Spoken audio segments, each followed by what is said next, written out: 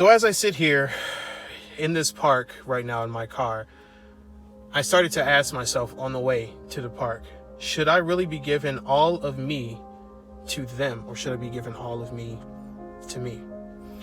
And what that means is, how many of us have put so much all into someone else's business where our value speaks through our work, but it's not speaking through our paycheck? How many of us have been there before, where you work so hard, and I mean so hard, extremely hard, into someone else's dream, into someone else's vision, into someone else's plan, to make sure that things go the way that it needs to for them. And oftentimes we don't put that same energy towards us. How many times has that happened to you? I know that most people might say, well, I have to put all my energy into a company like that because, it ensures more money for me. No, a lot of cases, some companies, no, it doesn't ensure a lot of money for you. It doesn't. And it's sad that we have to think that it does in the world that we live in. Now, you have a lot of companies, businesses, organizations, corporations that may pay you based off of salary plus bonuses. And depending on how hard you work, you can obtain those bonuses. So that's totally different in those cases. But needless to say, if you're flipping pizzas for a living, right? Or you're making pizzas, I should say, not flipping them. If you're cooking food or you're building houses, in someone else's company, and you're the best guy, and yet you work so hard for 6 months to a year, from a year to 2 months to from a year to a year and 2 months to however long you've been there. You know your value, you know your worth, and you need to go out there and get it. That's just the bottom line. Or if not, maybe you should create a company that is just like theirs, where you can diagnose how much you are worth by putting on your own work ethics. Like, I'm not saying it right, but I guess the way that I want to say it is like this. The work that you put into someone else's business, if you created your own business, how much worth do you think that you would generate? Like, for an example, if you're giving up $1 million effort for a company that is paying you $15, $20, $25 an hour, maybe even less than that, how much are they willing to pay you? Are they going to pay you back that same dividend that you have been worth? No, they're not. They're not going to do that. They're going to give you a pat on the back. They're going to buy you some free lunch, and half the time they won't even do that. They'll take it into consideration that they may recommend you to a management position, but in some cases, depending on how hard you work, they will not even give you the management position. And it sucks that you be put in those situations where people see you as someone who would be formidable for that position, and yet they give it to someone who is truly underqualified. Like, man, the person could be qualified for everything that the company is looking for that specific position, but the person may not be qualified in quality that you give. There's a huge difference right there. You can have a company full of guys who are all go-getters, but there's that one guy who has a master's degree or doctoral degree into the field that he's choosing to be in, who is not there all the way, who's not analytically with it. And especially if it's a company that requires you to be friendly to people and the person is not a people person. Let's go ahead and start off right there. Or let's say, for example, you go into a company where they do the same thing, where, hey, well, it's going to be work based off of work performance, but the person doesn't have great work performance. So you're always picking up for this person. You're always helping this person out. And then all of a sudden, guess what? They give that same golden opportunity that you're looking for to the person that you have been helping out the entire time. Doesn't that suck?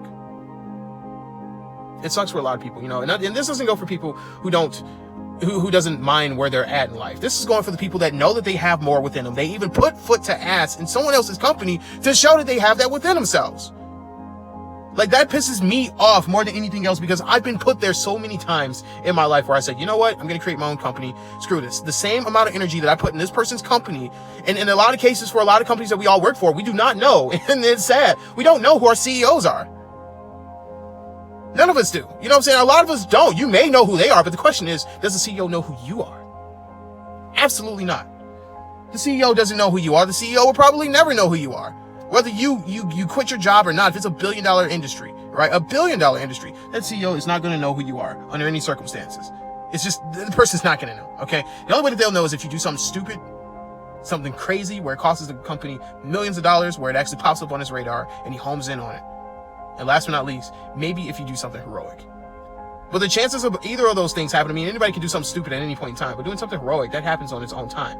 But even if you do that in a heroic sense, all that person's going to do is shoot down an email to your direct manager, who's going to tell you, thanks. That's it. That's it. So my recommendation to you is that if you're putting forth the effort into someone else's company, but you know you have more into you, why not start up an LLC? Why not start up a small business where you can put forth that same energy? I'm not saying dedicate all your time, because obviously growing a business, it takes time. You know what I mean? It takes a lot of time. It takes, a lot of money, and it takes a lot of effort. It really does. It takes a lot of effort. But what I'm saying is that you can go from working full-time 5 days a week to investing into starting up your business. And here in the state of Michigan, I don't know about every other state, but you can be a sole proprietor, which means that you can own a business legally up underneath your own name, your own social security number, starting at $10. That's right. You can start a business at $10. $10. Most people don't know, right? Or if not, you can create it into an LLC at $50. Go to a local bank, get everything squared away with the IRS to inform them that you're looking to plan on, starting your own business.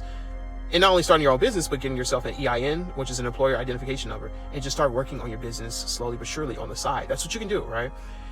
And then once that business starts to generate enough money where you can go from full-time at your business to part-time at your business. And I mean, not at your business, but the place that you're employed to. And then you can slowly go from being there to not being there to being a full-time employer. And people are always worried about, well, how am I going to do that? Well, no. See, how is too big of an answer for it to be a 3-letter word. It is too big of a question. It is too big of a question, not an answer. I'm sorry, but too big of a question. That's really none of your business. All right. I know most people might say, well, what do you mean? It's none of your business. It's none of your business. Okay.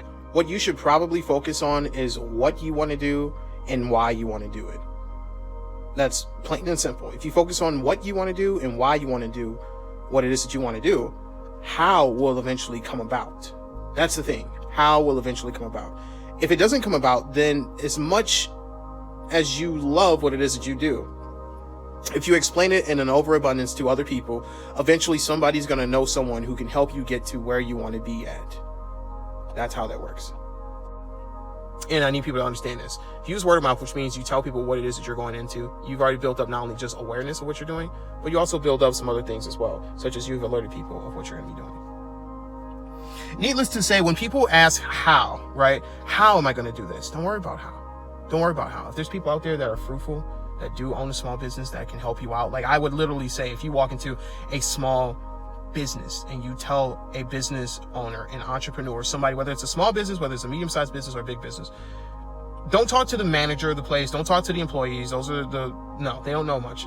They only know what they know. That's about it. But if you talk to the owner of this establishment and say, how did you start an LLC? Like, I'm trying to start up an LLC and I need help. What are the steps that I need to do? And to be honest with you, a lot of people who own their own businesses will help you out. Some may charge, some may not, but the ones that do not, those are the ones that you want to gravitate towards because they're fruitful individuals and are not willing to, I'm not going to say they're not willing to hold in all the knowledge, but they're the ones who's not going to really do that because you're literally coming to them for help as a stranger and asking, how can I do this? What can I do to go from where I'm at in life to where I need to be at? You get what I'm saying? And do that and take in whatever information that they give you, whatever information, and just go from there. Do what you got to do to understand your self-worth is what my entire thing here is. It's not only just you giving your all to somebody else. I mean, even when you own a company, you're still giving your all to your company. You're not only just giving your all to your company, but also the people who are buying whatever it is that you're selling. Because at the end of the day, whether you create a company, there is something that you are selling, no matter what it is. I don't care what it is. Every company out here has something to sell, even in private schools. And most people might say, well, that's not a company. Oh, yes, it is. It's a privately owned business. You're selling education. That's what you're selling. You're selling education at the end of the day. You know what I mean? Or porta potties or, dog pooper scoopers or whatever the case may be. It is all a commodity that you can work hard towards. And if you create your own company doing it, I guarantee that you will make a lot of money.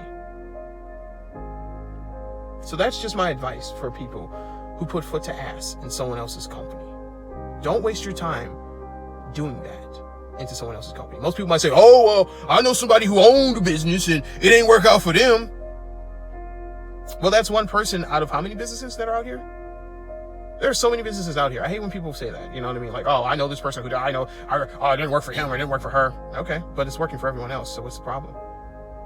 When you say that a business does not work for somebody, but yet you pay bills at the end of the day, you are the employee in a business that you're working for that is pretty much working. So in a sense, it's contradictory. It's asinine.